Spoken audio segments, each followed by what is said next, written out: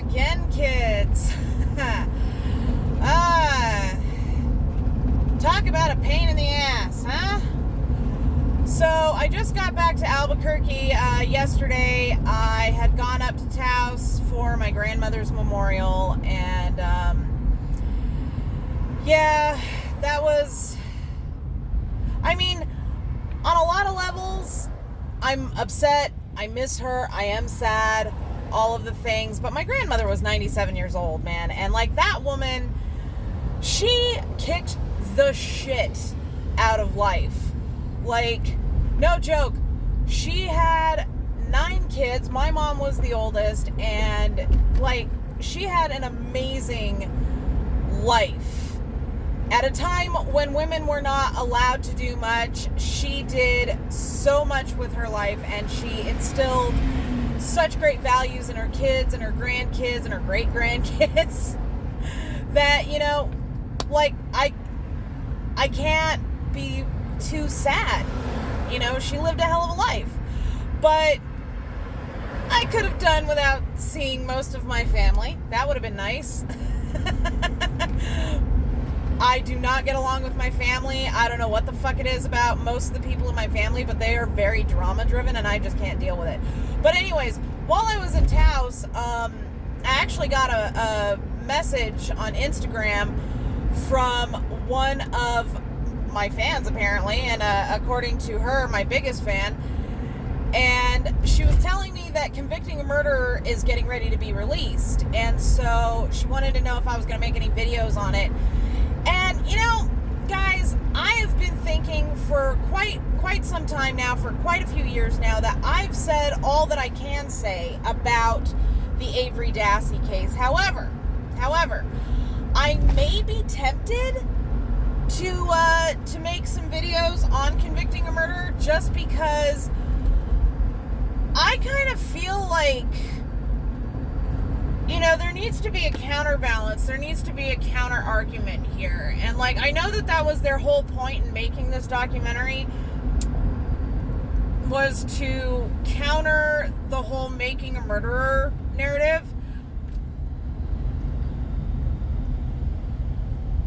So I almost feel like I have to. I'm going to be honest here. I'm not looking forward to rehashing the same shit that I already covered in like 350 videos. But, you know, the fact of the matter is this. A lot of times I feel like I'm screaming into the void when it comes to wrongful convictions. And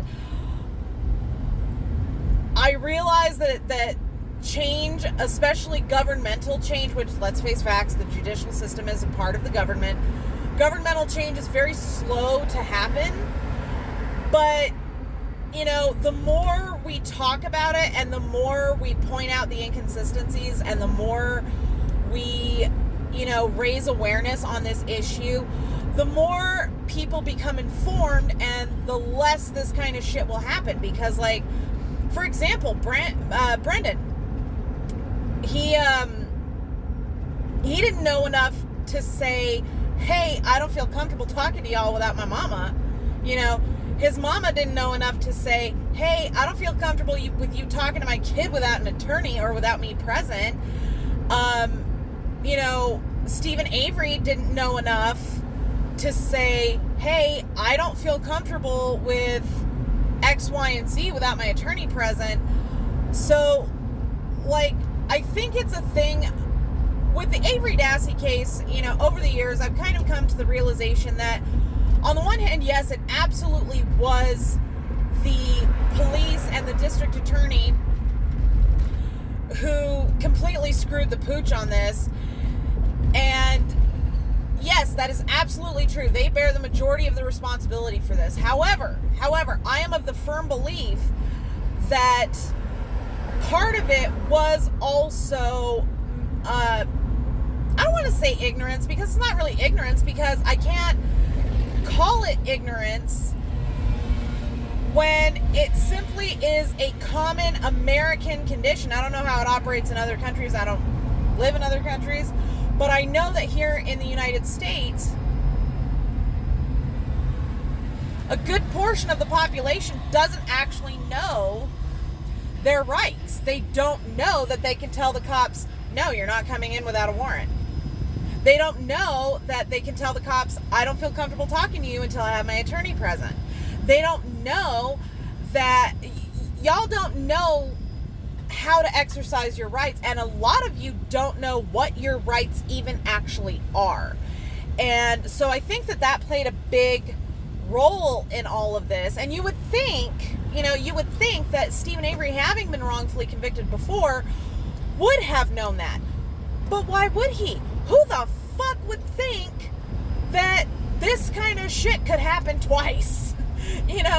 The saying is, lightning never strikes the same place twice. Like, that is a common belief, not just for lightning, obviously, but it's used in everyday situations.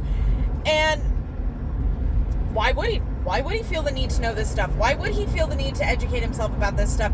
Who the fuck would think that this kind of shit would happen? If I am honest, listen, guys, I work in this field, okay? I work in this industry, and I wouldn't have thought it. I wouldn't have thought it at all. I'd have been like, no, they couldn't be that. Oh, yeah, they really are that ballsy. Okay.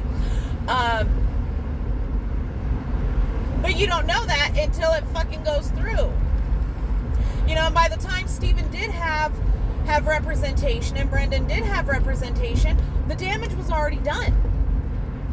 And that, I think, plays a huge role in this whole thing. And that's why, on the one hand, I'm kind of sick of talking about the Avery Dassey case, primarily because I've never been a fan of beating a dead horse. But, at the same time, there are very real systemic issues encapsulated within that case. That case, I feel, actually is like a microcosm of the judicial system as a whole, because it really does show that you can put all the laws in place, all the procedural protocols in place, you can put everything in place that you possibly could think of to head this kind of shit off at the pass, and yet there'll be that human element that will find its way around it. As Jeff Goldblum said in Jurassic Park, nature finds a way.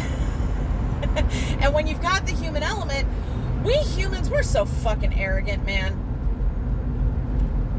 We honestly talk about nature as though we are not a part of nature. We are biological beings.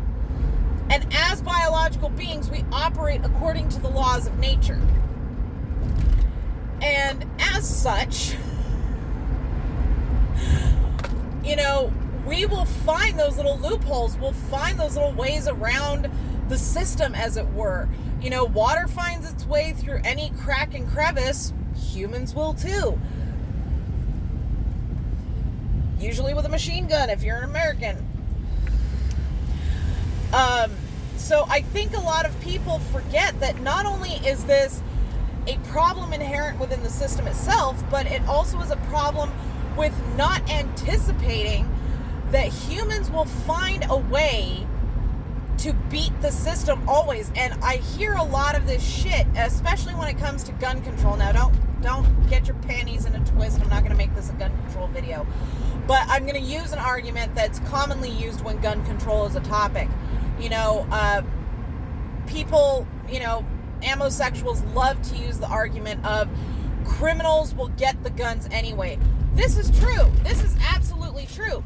But see, then why do you think that there are these laws and these protocols and these procedures put into place for the DA, put into place for the police, and they also will not find a way around it? Why do you think the criminals are only the ones not wearing a badge? I mean, come on, guys. If criminals didn't ever live legit lives, why are there white collar criminals? Why are there people that own businesses that get convicted of sexual assault or get convicted of, assault and battery or, murder for that matter. I've been saying it for quite some time. Criminals are not criminals 24 hours a day. They pick and choose which laws they are going to break. And that is no different than, a police officer choosing which laws they're going to follow, which protocols they're going to follow. This naive viewpoint that just because they wear a badge, they're 100% correct at all times, or they would never do anything so corrupt, is just mind-boggling.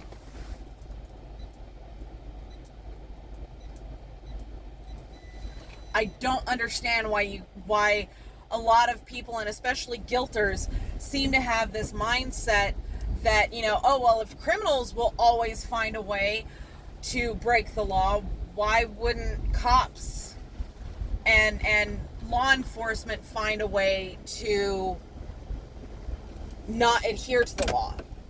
You know what I'm saying? I mean, it seems like a really naive point of view, guys. That's all I'm saying. Yeah.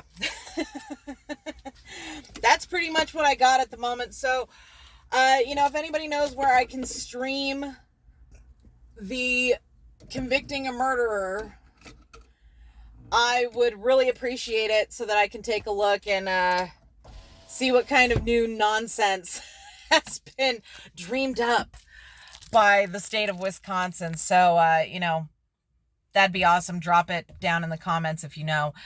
And thank you all very much for watching. Don't forget to subscribe to me here on YouTube. Don't forget to follow me on Threads. And if you boogie on over to TikTok, you can find me at Mama Phoenix herself.